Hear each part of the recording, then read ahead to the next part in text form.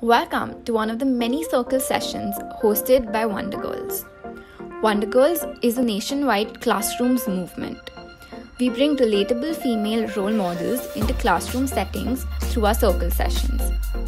As you will see, the crux of these sessions is its dialogic nature. We're currently working with 150 plus classrooms across 7 Indian cities. Our aim is for every adolescent in India to have access to relatable female role models. I welcome you once again and hope you enjoy learning from our speakers' life journey and career path. Hello, and today we have Surabhi here, and she has been in sports in her whole life, okay? And starting from playing tennis, then going to athletics and football. She also wanted to make her own football team, and she then eventually crossed her path with rugby, and she fell in like love with rugby, and she joined in the rugby team, and she was in the first Indian women rugby team that was ever made in India. And then she also became the captain of the rugby team at the age of 19. So you can think, after, like, she was a little older from you when she was the captain of the rugby team, and she represented India internationally as well. So now she is giving the strength and conditioning coaching to people and to girls, uh, leading her sports. She has her sports institute where she gives the training on the judo strength and conditioning program in her institute, and she has never stopped playing rugby. So we are here today to interact with her and know more about her. And so you all, when you have your questions, do raise your hands and type your questions on the chat box so that I can ask you one by one and we can go on with the questions. But to start with, Surabhi, I would like to, actually, we all would like to know something about yourself and your journey till now. Awesome. First of all, thank you very much for this opportunity. I'm very excited to interact with you all and share my journey and experience with you all. So thanks a lot for that, Prachi. Starting with my journey, well, born and brought up in Pune. I started my journey when I was probably like 5 years old. I basically just grew up watching my dad working out and being into fitness and talking about sport all his life. So my dad was my first inspiration. I basically grew up watching him work out, watching him play sport, talking to him about fitness and everything. So my dad is who got me into this industry. After that, I joined tennis because I just overheard someone saying that tennis is a good game for fitness. And I was like, yes, I want to get fit. I'm going to join tennis. Join tennis, played tennis for a good 6 years, and I aspired to be the next Maria Sharapova. And yeah, that sort of did not work out. Then I moved on to football. I played a lot of football. I did a bit of athletics. I then had dreams of making it to the Indian football team, which I almost did. But then rugby came into the picture, so I had to sort of make a decision over there. Rugby came into the picture. I was just there, right place and right time, you can say. And I got picked for the first ever Indian women's team that was formed back in 2009. From there was no looking back. And like that was the time when I knew that, yeah, this is it. And rugby is my calling. And I just kept following my heart from there. Played rugby for a good 3-4 years internationally.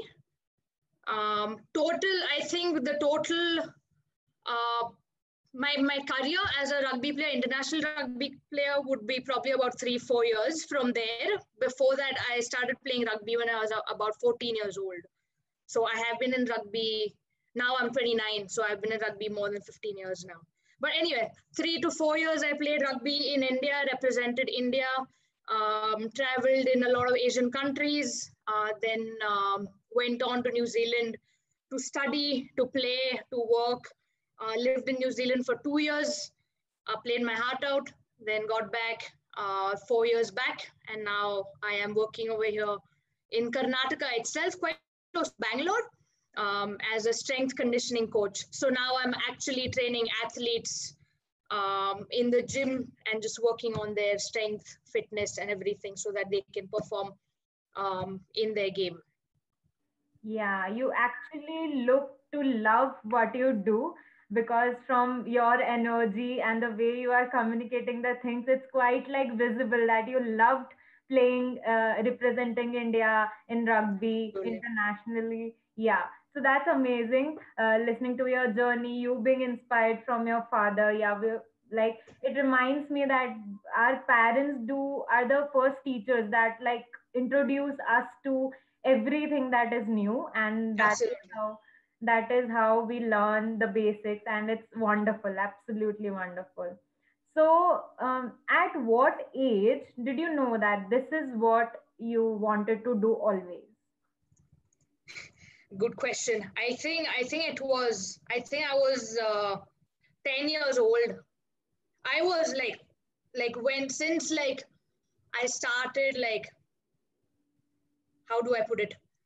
I think when I was 5 years old, I would say I started getting the hang of fitness and stuff, just looking at my dad. And I loved it, absolutely loved it. So I started training, I would say, at the age of 5. And by the age of 10, my vision was crystal clear, to be honest. Like, obviously, my brain wasn't as developed, but I saw myself on the field 24/7, playing some sort of game, playing tennis at that time, winning Wimbledons and all of that. So I would say at the age of 10, definitely. That is like really where being so young, it takes like ages for people to find out what they actually want to be. And Mm-hmm. so that was really very quick that you could identify it and you could like jump in into what you love actually. And so here, Mehek wants to ask a question to you. So Mehek, you can go on with your question. Hi, Surabhi Didi. Hi, Meg. Can you hear me, Didi? Yes, I can hear you very clearly. Hello. Yeah, Mehek, we can hear you. Didi can hear you. You can ask your question. Surabhi Didi, your voice is breaking. You can ask your question, Mehek, to us. We can hear you. Hello. Yeah. Mehek, can you hear us?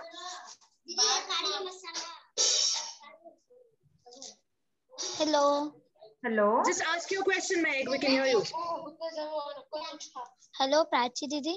Yes, can you hear us? Mehek, you can ask your question. Yeah, Ask your question. We can hear you.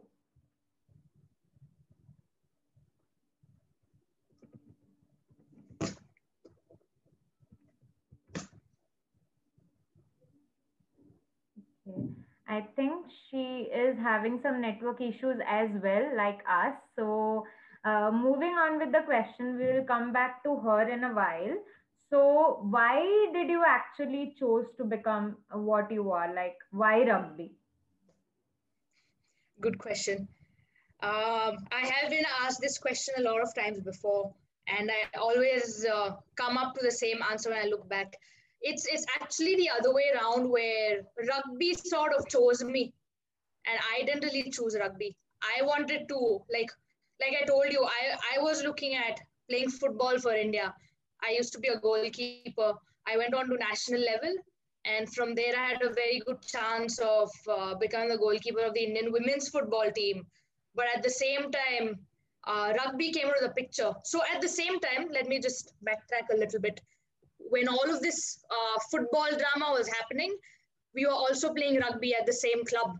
So the club in Pune. And we were the only women in the whole of India at that point playing rugby in the whole of India. So we actually had no competition at that time.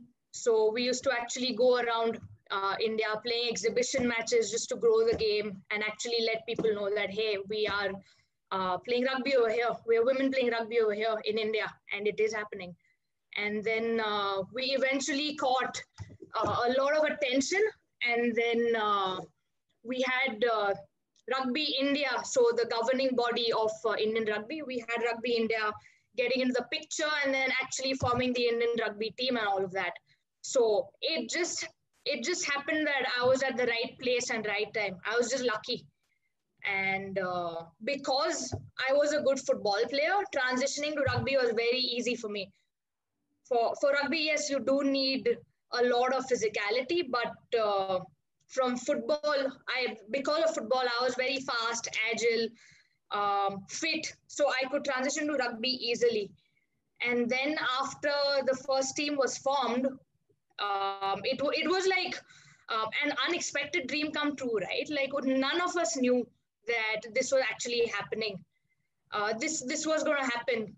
Rugby India just came suddenly out of nowhere, and they were like, okay, we're going to form an Indian rugby team, and you are selected. And then we just started traveling and stuff.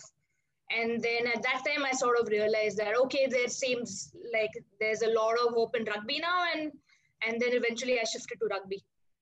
Okay, so to listen to your story, I just came up with a question. It's like, since the sport was so new, that nobody used to play at that time, there was no team formed already, it was not that famous in India.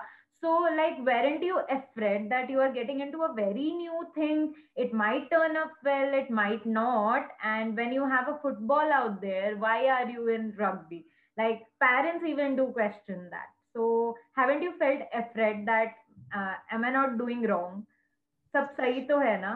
मैं गलत तो नहीं कर रही? So, a kind of a question like that at my Yeah, it was quite scary, to be honest, to make that transition. But at the same time, you know what, Prachi, this was back in 2009. I wasn't even sure if I would like what my career would be in football at that time, to be honest, because sport was just not developed, right? So I did not know where I was going, like either football or rugby. I saw paths in both directions. I just saw a quicker path in rugby and I chose that. But at the same time, I actually did not know where I was going. I just kept following my heart and things just started falling into place. Yeah. Does that make sense? Yes. Listening to heart actually makes sense because, yeah, we should always listen to our heart because that kind of where we always wanted to be. Our heart like takes us towards that, and we feel when we are there, we feel at peace. So, yeah, I could relate to that exactly. Like, we should listen to your heart and move towards what it is saying. And we can see how you are so happy, inspiring, and like jolly. That's amazing. So to go on with, like, how do we identify our like strengths and weaknesses? Since you are in the sports, right? So strength always matters a lot, and in a game, you should know where your weaknesses are. Yes. So that nobody else, like opponent, couldn't like take you on that. So, how do we identify actually, not just in sports, but also in our life? What are our strengths? What are our weaknesses? How do we do Okay, I got that question very well. And that reminded me of what one of my coaches had said to me.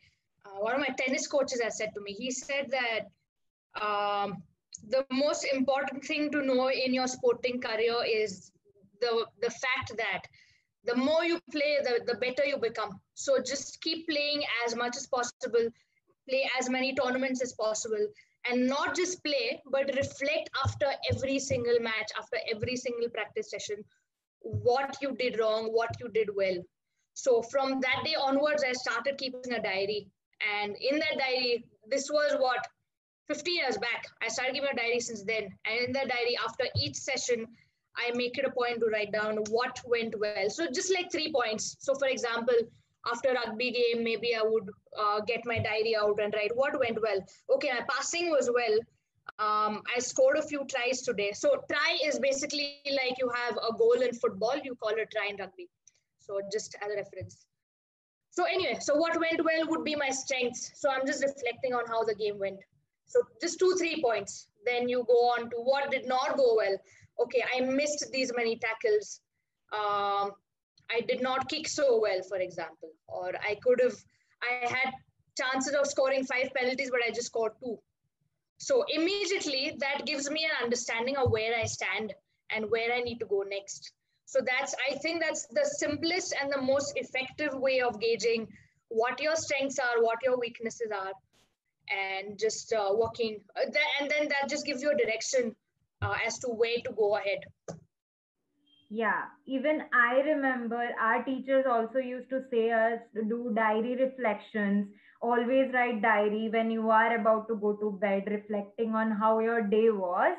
So, yes, I could remind back to that. Even I used to write diaries, but somehow I don't do it now. But after listening to you, yeah, I just now know it. It's the actually right thing to do always, while we should reflect back on what we are doing, Absolutely. how the things And went it well. just takes, sorry, interrupted you, but I just remembered something. It just takes 5 minutes of your 24 hours in a day. That's like nothing. But those 5 minutes, I think, can be an absolute game changer in terms of just improving you as an athlete or in your profession or your career, whatever. But those 5 minutes every day, I think, very, very important. Yes, we should actually take out 5 minutes for ourselves to just reflect back on how the day was and what we did good, what didn't happen, and what we want to do actually. We can add to that how many points we want to reflect on, and that is beautiful. And Mehek, since you wanted to ask your question, can you go on now and ask your question, what you wanted to?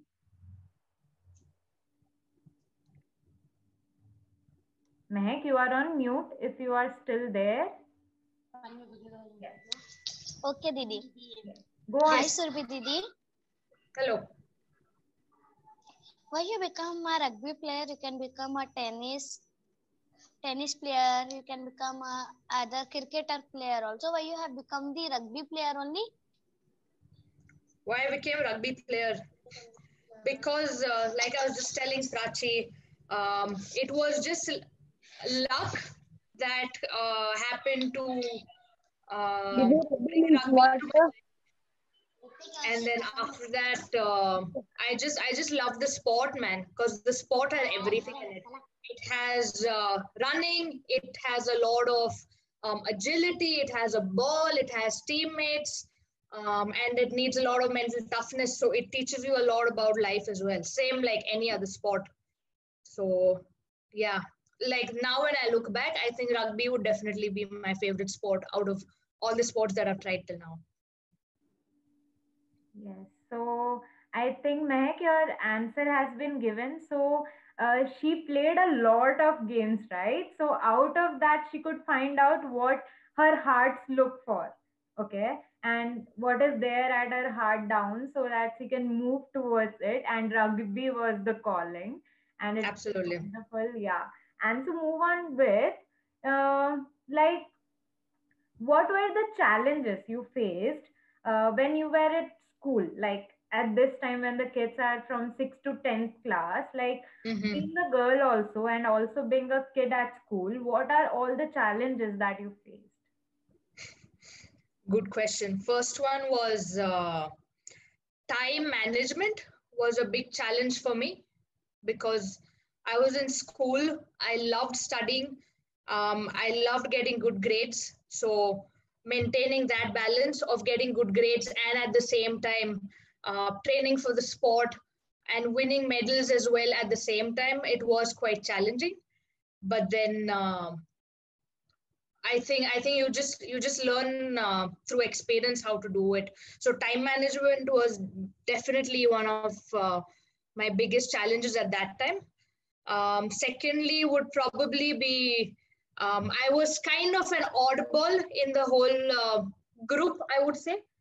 Like no one at that time played rugby, like all girls were busy playing with Barbie dolls and not going to the gym, but I was busy going to the gym, reading fitness magazines, playing football, playing rugby.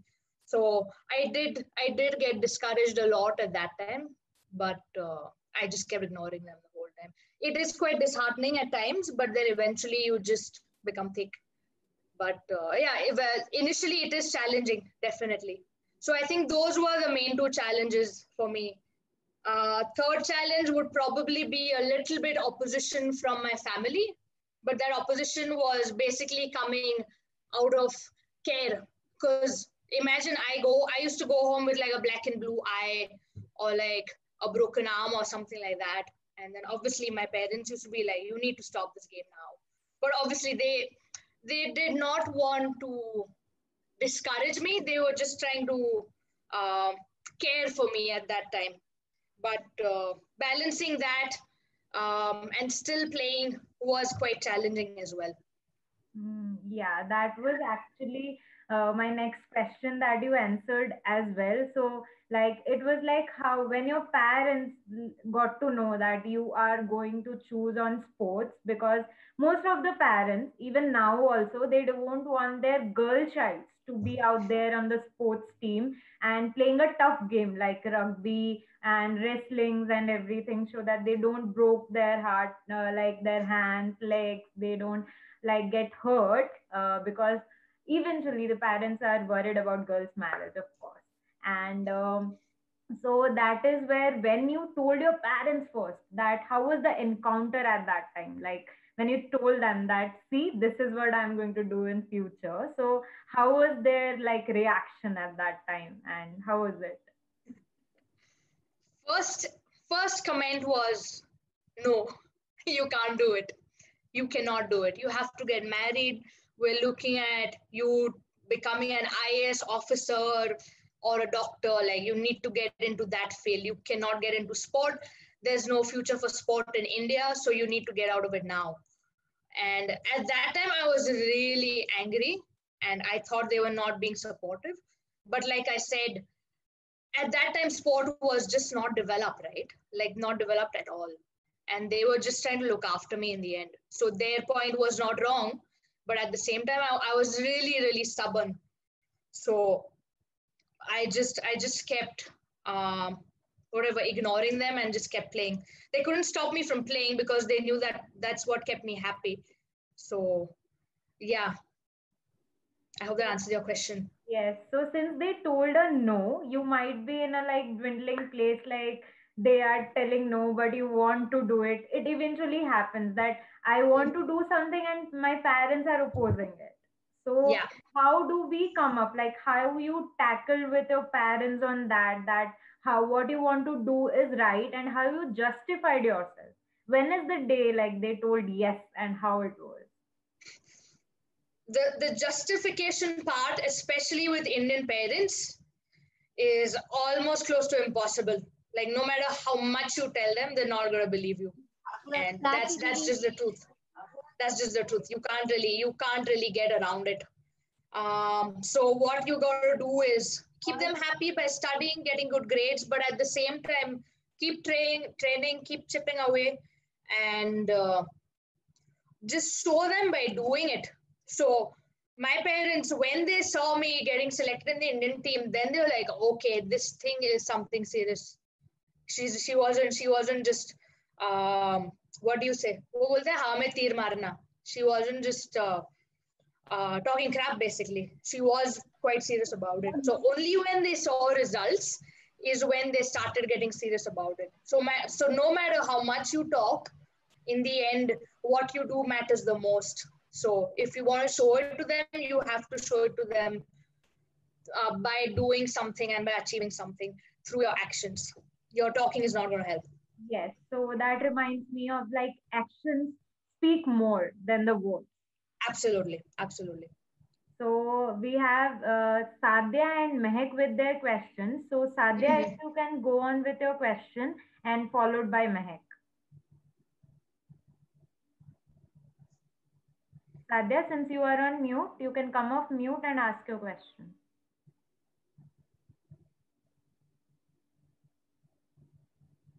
Okay. Mehak, you can continue with your question till Sadhya comes off mute.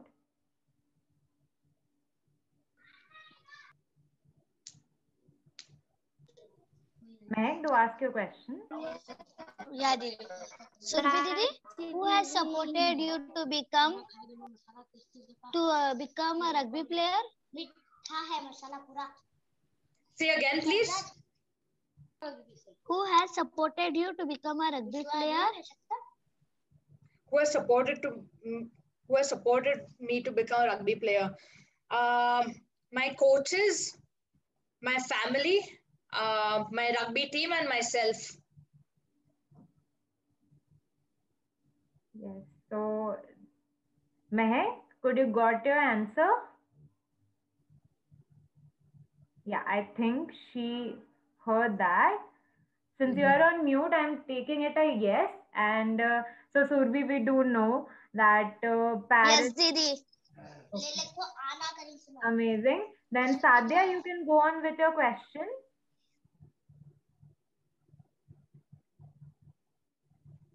Sadhya, can you listen me? You can go on with your question.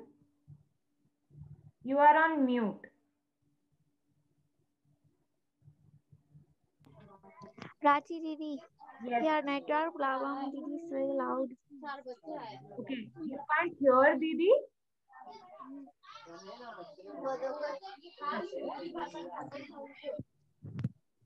Sadhya, can you repeat? Prachi Didi, your network problem. You say loud. Okay, you want me to say loud? Now am I audible? Okay, I'll switch off my video so that you can listen to me better. I hope this is more clear now. Is it? And try sitting at a good place, okay, Sadhya? Try sitting at a place where there is network, and we should move on with this. Whoever else has the question, please raise your hands and type it in the chat box. If you don't want to come off mute and ask the question, you can type on the chat box. Otherwise, you can raise your hands and we can continue with your questions. So to move on, like you said, your supports were your family, your coach to make you the rugby player, and of course yourself. But who has been the like motivator you to become, like who motivated you the most when there were down times and when you were not feeling like you can do it, it is not possible? So at that times, who motivated you the most?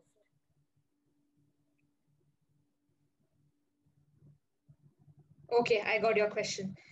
I think it was just me, myself, to be honest. Because at that time,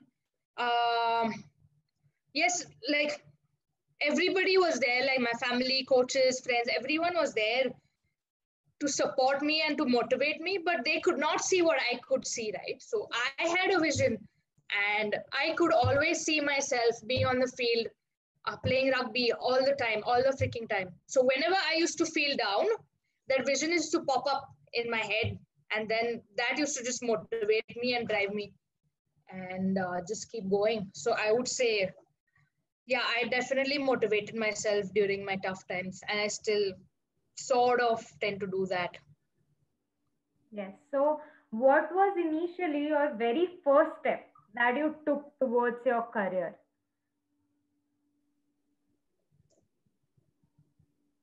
Like from where you actually started going into the sports and to like how it happened, beginning of your career.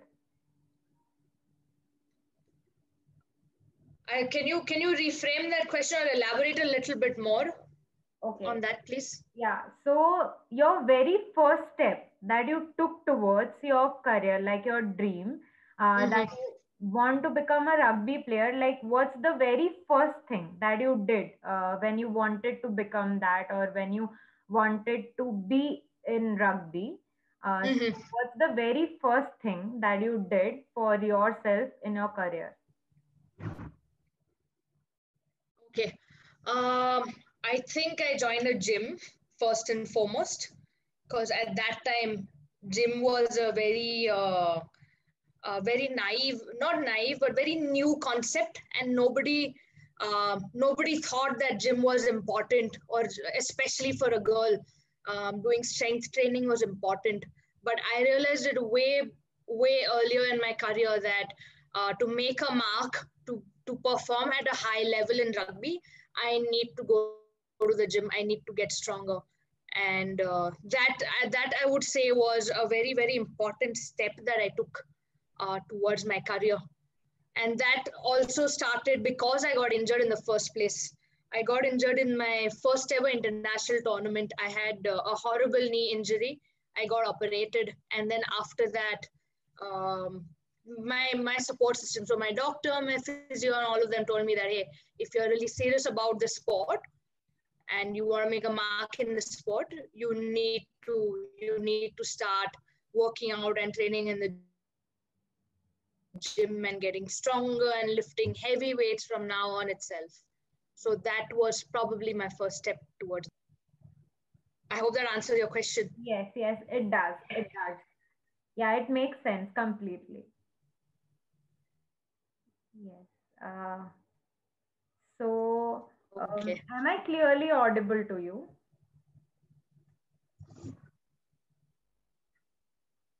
It's lagging a bit. Okay. It's clear, but it's lagging. Okay. So yeah, I just noticed my internet is getting some trouble. So sorry for that. But No, that's okay. to move on with, actually, we talked a lot about the sports and how you went into it, and how rugby eventually happened, the other things to you eventually happened. But to get back to the school time, the most important thing that I would like to ask you is, like, how important do you think is the study, the education in a child's life to getting her or him to the success? Like, what's the role of the education in someone's life to get himself to the success? So let me give you an example of a pyramid. Have you seen a pyramid where you have like a big strong block and then a smaller block and then a smaller block, that way? Okay, the first block will determine everything else that happens on top. To reach the top, you need the first block to be nice and strong and wide. Okay, if the first block is not wide, you're going to be very unstable on the top. If the first block is nice and wide and strong, you're going to be very stable on the top. Education is that first block. If you want to reach over here, you need to sort that out. So I think education is by far the most important asset. I would call it an asset in your life. And education is just going to give you a lot of skills, a lot of life skills. It's going to teach you what happens in the world. You're going to be aware of what goes on in the world. You're going to be aware of yourself. You're going to learn about the human body. You're going to learn about politics and science and everything, and it's going to help you think for yourself. It's going to help you stand up on your own feet. You're going to be not dependent. You're going to be independent, and that feeling is just different when you're like absolutely independent and you're successful. You can look back and see what got you over there. And giving my own example, I think it's education that has eventually got me where I am. Yes, sport is important, but what is more important is your education. I can give you more examples like Geeta Fogart, Babita Fogart, Vinesh Fogart. The Dangal movie dekha hai na sabne, so you probably would know who I'm talking about. Did I not see properly? Is that the case? Okay. Should I continue? I couldn't hear what she said. Yeah, you can continue actually. Okay. So all these are... Sorry, Surabhi, you are on mute. Sorry. Yeah. No problem. Can you hear me now? Yeah, we can. So coming back, Geeta Fogart, Babita Fogart, Vinesh Fogart, all of them no, zero education, right? All of them are like fourth standard pass, third standard pass, nothing after that. All they did was wrestle their whole life. But now when they go on and when they have to present in front of a big crowd, Yes, who's or go abroad and like go to like different countries and like talk to people in English and present themselves, they realize that hold on, we need to be able to speak and present ourselves properly. And because we did not get the right education when we were in school, we are lacking right now. So that makes a huge difference. So no matter how famous you are, how much fame you get, how successful you get, um, education is going to matter the most in your life. Yes, that actually makes a lot of sense. And the example you gave of the pyramid, that was really beautiful. And we could easily relate to that. Yes, the base uh, and the how much base it is and how strengthful it is, that is very much important. It needs to be very wider. So you need to get a proper education. You to need to know about a lot of things before you jump in into the world, because it's very very big, and you got to experience a lot of things. And for everything, education matters most. So that's the key point. Even though you become successful, like she told, wherever you go, whatever you do, education is the most basic thing that you need. Yes. So to move on with, actually would actually like to know about how a typical day in your profession looks like. So, profession as an athlete or as a coach? You can go on with both. We would love to hear that. Okay. As an athlete, when I go in camps, like India camp and stuff like that, we wake up typically around 5:30 in the morning. 6:15 we're on the field training for about 2 hours. Then we come back, rest a bit. Afternoon we go to the gym, train in the gym for about 90 minutes, come back, rest, refuel. In the evening we go again, train for another 2 hours. So it's like a total of 6 hours of work every single day, 6 days in a week. Sunday you get a complete off, or Sunday we have like video sessions and stuff. So it's not an off really. So that would be my life as an athlete, as a rugby player, representing India. As a coach, pretty similar work hours, I would say. I wake up in the morning around 5:30, 6 a.m. I'm in the gym, training my athletes. And I have about 30, 40 judokas over here that I'm training. And I take about 3.5 hours in the morning, just back-to-back sessions where they're doing like a whole body intense workout where I'm coaching them. I'm not involved in the gym session. Then I come back. I am also still studying. So when I come back and then I invest about 1 or 2 hours in the middle studying. I'm doing a master's in strength conditioning, so I'm studying for that. After that, I have my lunch. Then I'm back in the gym again, training my athletes for another 1 or 2 hours. After I'm done with that, I get my own training session done. So it's generally a rugby kicking session or a sprint session on the track or a gym session. And after I get done with that, say around 5:36 p.m., I'm back in the combat hall where my judokas are training. So they're practicing judo. So I have to be mat side, just learning the sport and just being mat side. And then, I think that's what my typical day looks like. So I started about 5:30 in the morning, ended about 7:38 in the evening.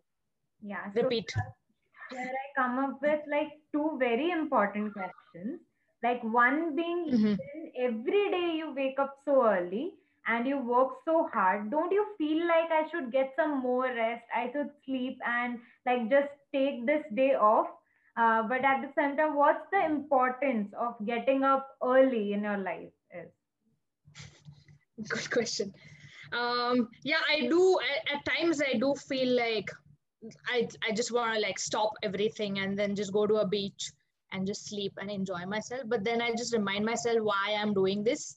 And then I tell myself, Surabhi, if you're resting over here, your opponent over there is training. So for example, if I'm on the field and I'm training and I feel like resting, I just tell myself, you're resting over here. Your opponent in Singapore is still training. So you can't, you have to beat her. And that sort of pushes me. Same thing as a coach as well. I know for a fact that I cannot stop. Like if I stop, someone else is going to come and take over. So you can't stop. You definitely can't stop. So I just keep reminding myself of that. Waking up early in the morning, it's just my job, I guess. Generally, athletes like to train early in the morning because then afterwards they have to go to school and stuff. So it's just become part of my job. I've been doing this in the past 10 years. So even if I don't put an alarm, I automatically wake up at 5 in the morning. I wish I could wake up at 10 at least on a Sunday, but I can't help it. It's set now. Yeah. So to see with that, you need to give, like, people are dependent on you. You are a coach and you also have to train yourself. So it's a big going. So you have to wake up early. But what recommendation would you give to our kids? Like, what waking up early means can mean to one's life, what it can do to someone if we wake up early. What I feel is waking up early, it just gives you maybe 1 or 2 hours extra in your complete day. Like, for example, if you wake up at 10, by 12 o'clock, half your day is already over, right? And then you feel like you have nothing, like you don't have enough time. And then you actually start believing that you don't have enough time. But if you start sleeping early and waking up 2 hours earlier, say at 5 in the morning, you suddenly have that extra time in your hand. And at that time, especially when everybody else is sleeping, you can focus more and actually put that time to a good use. Say, for example, study or train, you know? Yes, we can. Yeah, that reminds me somewhere, one chemistry teacher of mine said that, like, when we count how much we have slept till now, it's like 50 years we passed just by sleeping. Mm-hmm. Okay, in our whole age, if we counted 50% days, we are only just sleeping. So we have very less time in our life to grab in things, to learn more, and to keep learning, we should wake up early. So yeah, that's really very important. We have the extra 2 hours with in our hand where we can do something for ourselves. So it's very important to wake up early. Absolutely. Yeah. To move on with the question, like, now currently, what your plan is to do, like your current planning, where like you are working as a judo trainer, coach. So what currently your goals are? My goals currently are to continue coaching because I love coaching as much as I love playing. And unfortunately, rugby in India is not as developed yet where it can pay my bills. So rugby is not giving me any money. So to able to continue playing rugby, I need something that's giving me money. So that's one motive of mine to coach and earn so that I can play rugby at the same time. That's one of my goals, you can say. The second goal is I want to complete my master's degree in strength conditioning, and hopefully, um, I'm hoping to. Sorry, I'm just trying to reframe what I'm trying to say. I am actually aspiring to become the strength conditioning coach of some Indian national team. So, for example, the Indian football team or the Indian hockey team, Indian rugby team, if possible, and at the same time get back to playing rugby because of COVID and everything. Everything's on the back burner right now. But eventually, I look at myself playing for rugby for India again and coaching as well for India again. Yes. So basically representing India as a coach and a player, both. That's what I'm looking at. All the best for that, Surbi. And to move on, Avais here has a question. Avais, you can go on with your question. Come off mute and you can go on with your question.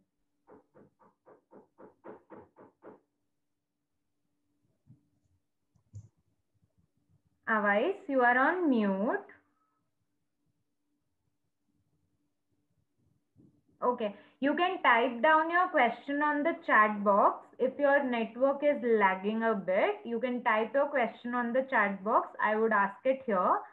To move on with Surbi, I would like to ask you, like, since you also mentioned that sometimes the sport was like in the field, it was discouraging, and when people don't support you.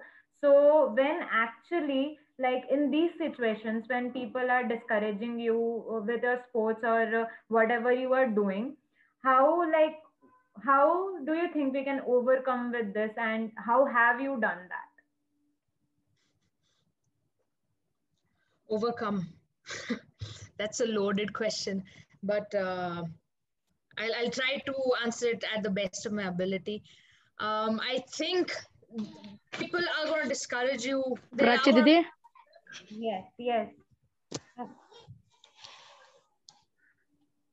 Okay, you can go on, Surbi, with the question. Okay. So there are going to be people in your life that will discourage you all your life. You'll find such people all your life, and you can't really avoid that. All you have to do is just take it in and just keep your vision in front of you all the time. And just remember that what you can see, they cannot see. So, for example, I always saw myself on the field. My mom said that you cannot see it. Sorry, but you cannot do it. Why? Because she doesn't have my eyes. I can't give her my eyes to show her what my vision is. So your vision is unique, and you exactly know how to get there. And no one will ever understand what your vision is. And people will try to talk you out of it.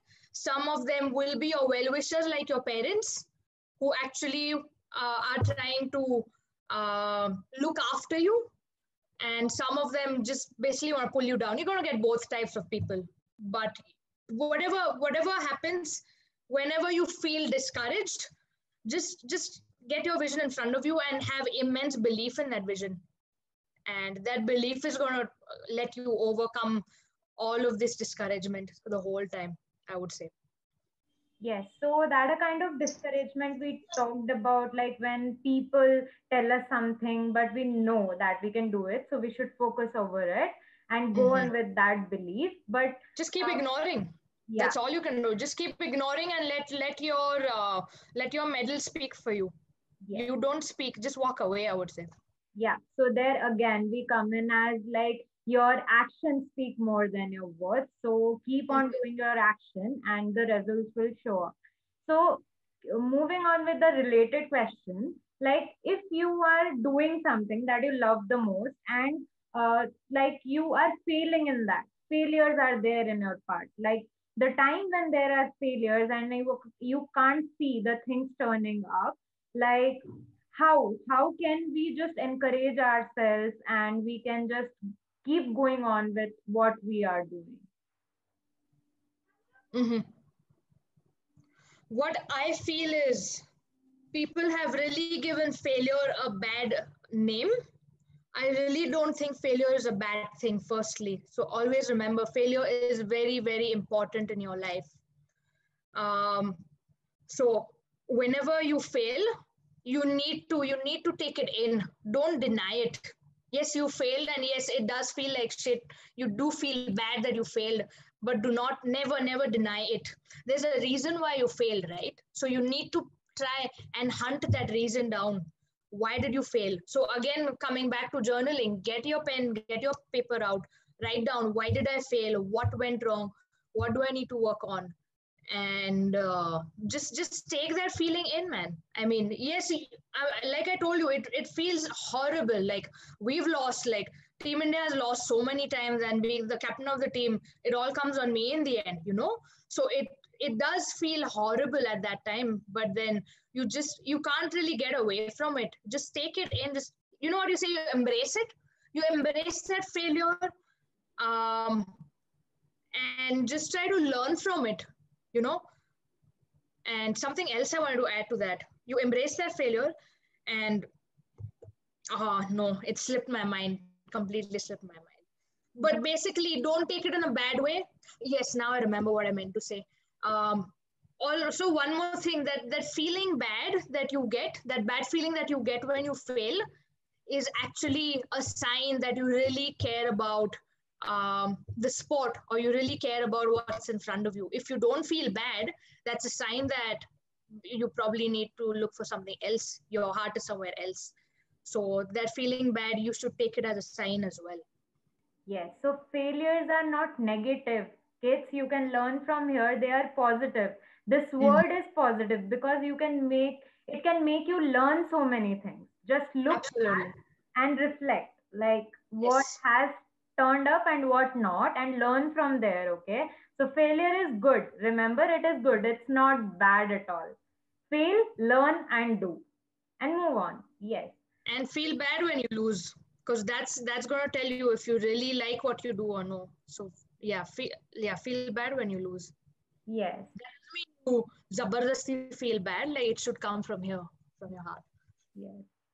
So, like at times, there may be in the ground, you might like, we always actually turn up comparing ourselves, whether it is sports or whether it is in classroom. We compare ourselves to people and then we feel bad more that I am unable to do like him or her, perform like him or her.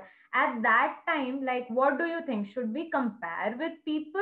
Is it okay? Is it good? Or should we stop comparing ourselves to people? Honest answer, I think comparing to someone else is absolutely necessary. You need to have that competitive attitude.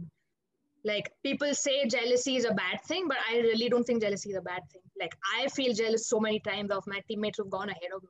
When is it a bad thing? When you give jealousy a bad intention. You can either use jealousy to fuel your own career, or you can use jealousy to bring someone down.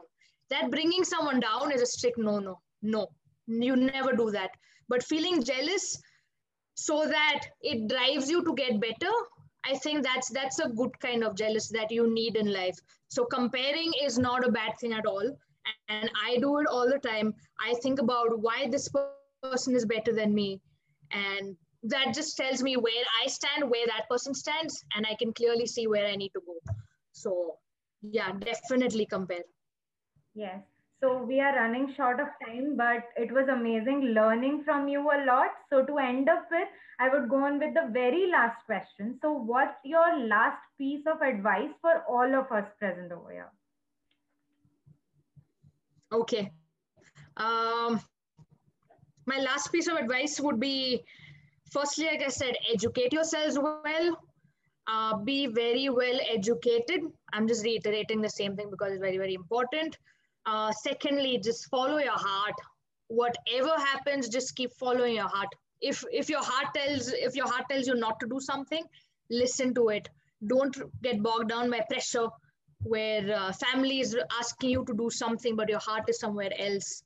Because when you're 60 years old and you look back, you're gonna think, oh, I had a chance to follow my heart, but society asked me to do something else, and I did that something else, and I regret it. That regret is very, very bad.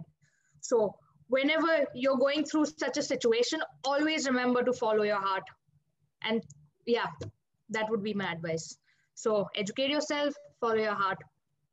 Yeah. So that was amazing listening to you, Surbi. So we learned a lot from you, and I wish you all the very best for your journey ahead.